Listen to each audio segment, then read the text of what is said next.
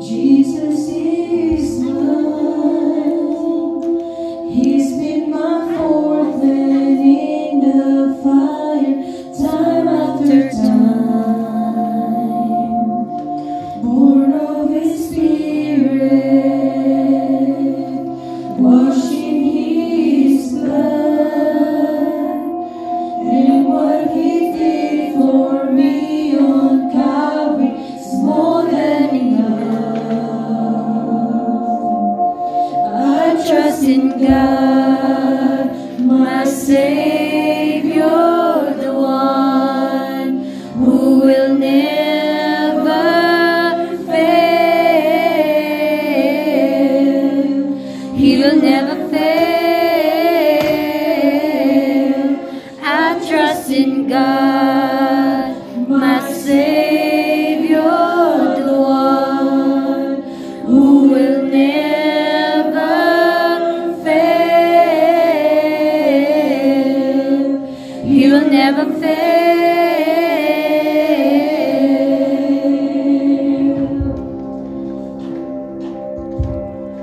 Perfect salvation, all is at rest. I know the order of tomorrow has ordered my steps. So this is my story,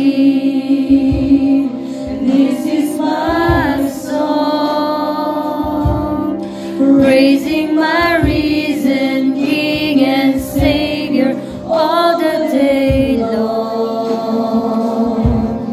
I trust in God, my Savior, the one who will never fail. He will never fail. I trust in God, my Savior, the one who will never fail. He will never fail.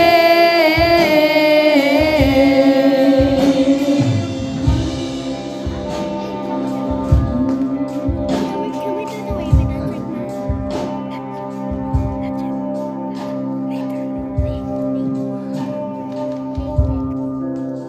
Minsan nagtanong ako, there are some prayers that parang the Lord is not answering our prayer.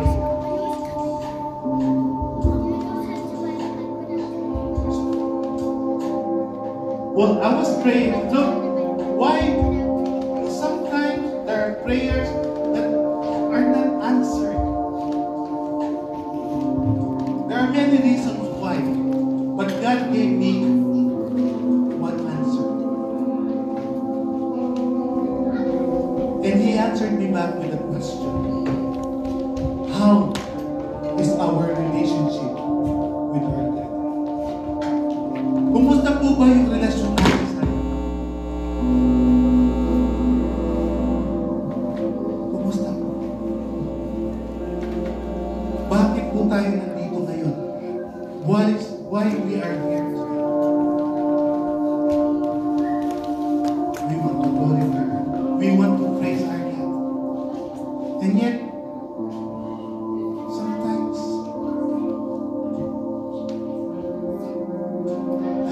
parang kiramdam minsan.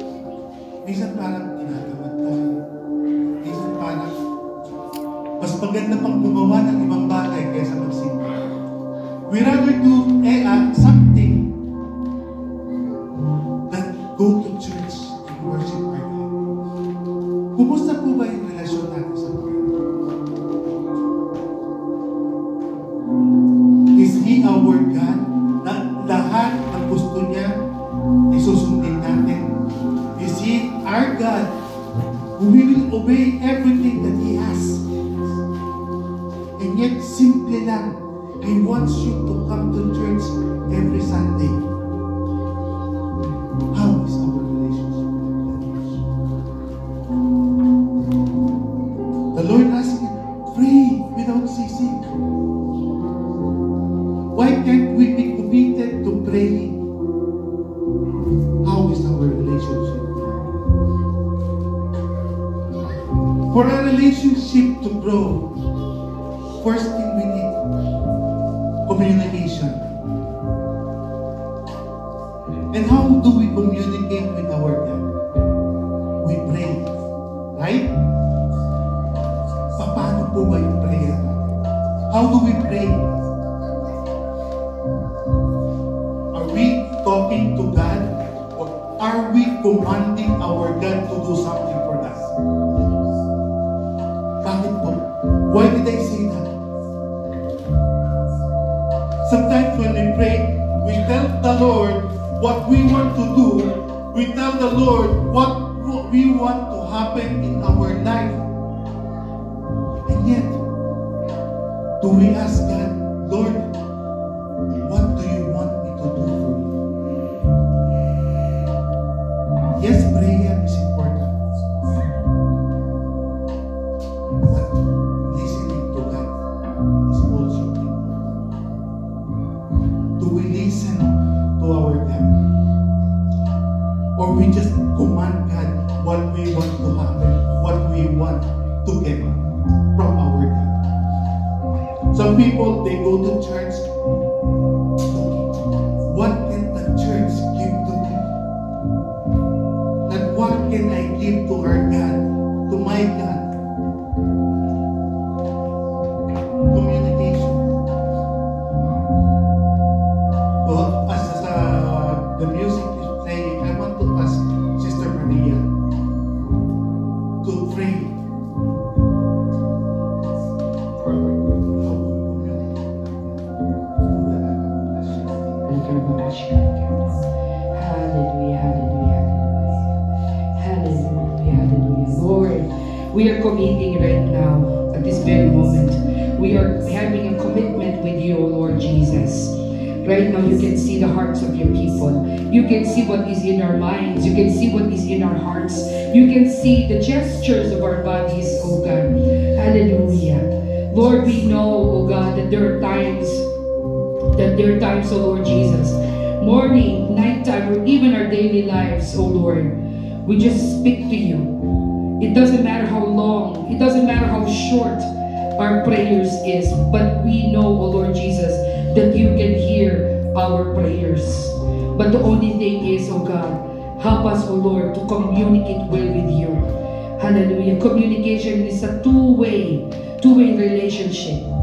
Hallelujah. And help us, oh Lord, to understand this kind of relationship. Hallelujah. Lord, we have different relationships in this world, but we are praying right now that you will lift up, oh Lord, level up our relationship with you. Help us, O Lord, to level up our trust in you. Level up our hearing, O Lord, from you. Hallelujah. It is not just us who will be talking more. We are praying right now, O Lord Jesus, that you help us, O Lord, to listen to your stillness of your voice. We are praying, O Lord, that the communication that you are building to each and every one of us, O Lord Jesus, will be a two-way communication. It's not us who will be keeping on talking, O Lord, and asking or talking about our prayers. Help us, O Lord, to hear what you desire. What is your desire to us, O Lord? What is the desire that you wanted us to give to you? Lord, ano po ba, Panginoon, ang hinihingi mo na magagaling sa amin? What is it that you are looking for, that you are seeking for in the hearts of your people right now? You talk to us, O Lord, speak to us. Let us hear the stillness of your voice. Hallelujah. Give us visions. Give us the understanding so that we can commune well with you, God. Father, we know that you have instructed us, O God, on how to properly pray to you. Lord, it's a two-way relationship, and help us to understand what it means. Help us, O Lord, to develop this kind of relationship, O God. A relationship that will never be broken. In the mighty name of Jesus. Father, may the Holy Spirit give us the understanding of what you want us to do. With the help of the Holy Spirit, we will have the wisdom that comes from you, that we will be able to understand, be able to grasp whatever it is that you are showing us, O Lord, every time that we talk to you. Lord, right now we are casting out, in the mighty name of Jesus, the spirit of laziness. In the mighty name of Jesus, Lord, encourage one of us, O Lord. Encourage each and every one of us, O Lord, to pray every day. To pray every night. In the mighty name of Jesus. May your name alone be lifted up in our prayers. Lord, humble us, O God. Give us that humble spirit. For without you, we cannot do anything. Give us that humbleness, O Lord, that we will not be able to pray properly, O Lord, without your guidance. Hallelujah. Lord, send your Holy Spirit to us. Help us, O Lord, what to pray for. Show us people whom we should be praying for. Hallelujah. Father, right now we know that you can see what is troubling us, O God, in our daily lives. And we just pray that you work mightily. Change us from glory to glory. In the mighty name of Jesus. Amen and amen.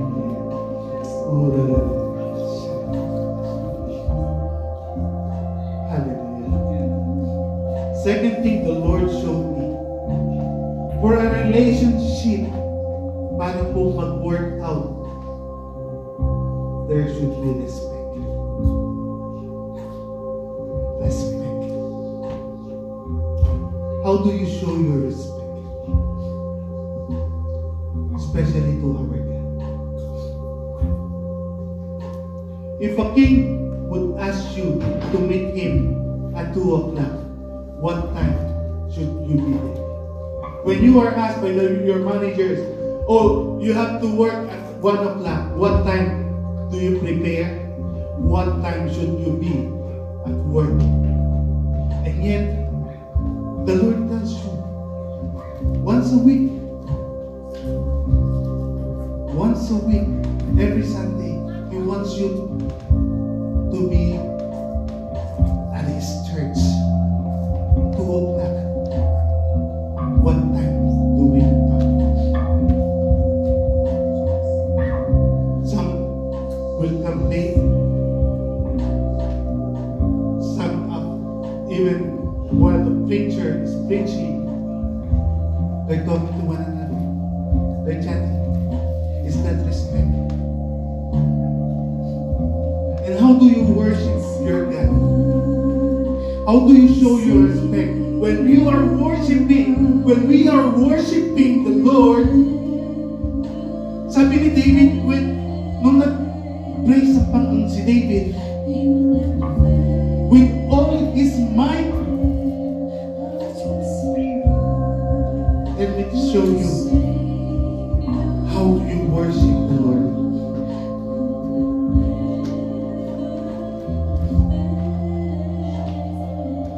Tanong ko lang po, kumain po ba tayo? Sabi ng Panginoon, worship me in spirit and in truth, with all your might, with all your strength. And yet, we can't even, para po tayo hindi kumain. Naiintindihan ko pa si Kuya Johnny, hindi yan makakatayo. Tayo, malakas po tayo. And yet we can't even worship God correctly.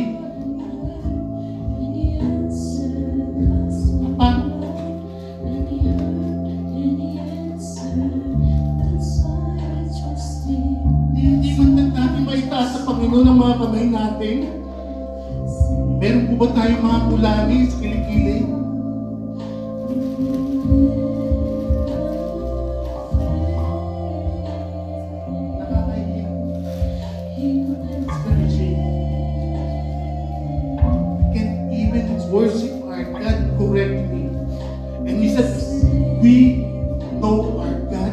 we respect our God? Is that the respect our God deserves?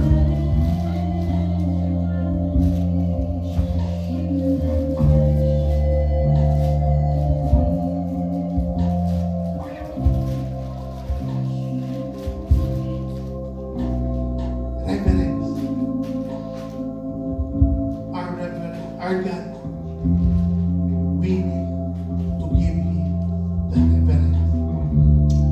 Reverence means deep respect. And yet, minsan parang binabaliwala lang natin Panginoon. Minsan alam niyo nangyayari, parang siyang genie. Pag kailangan natin, lalapitan natin. He is like a genie in a box. When we need Him, we need something, we come to that box, we open it, and we pray, and then we close it until the next time that we will need something again. Is that the respect that our God deserves?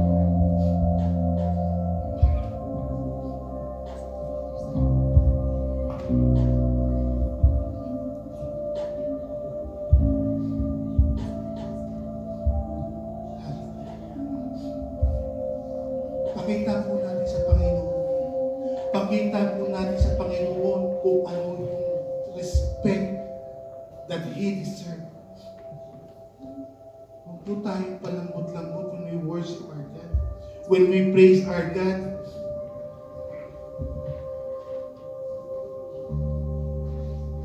Worship our God with all our strength. Diba? Ano yung unang ano, diba? Above all things. Worship our God with all our strength, with all our mind.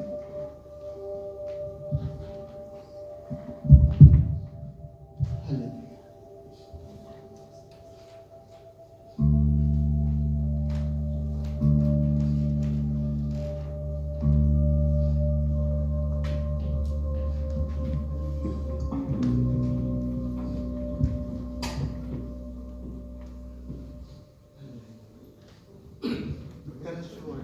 That is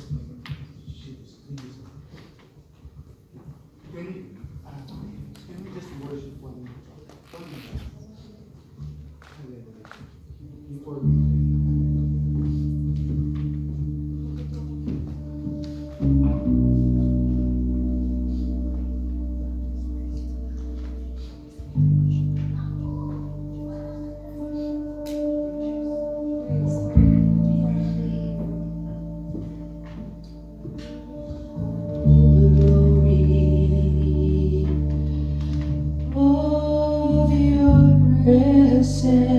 presence be your temple,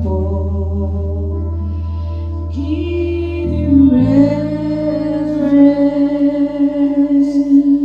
so arise from your rest and be blessed by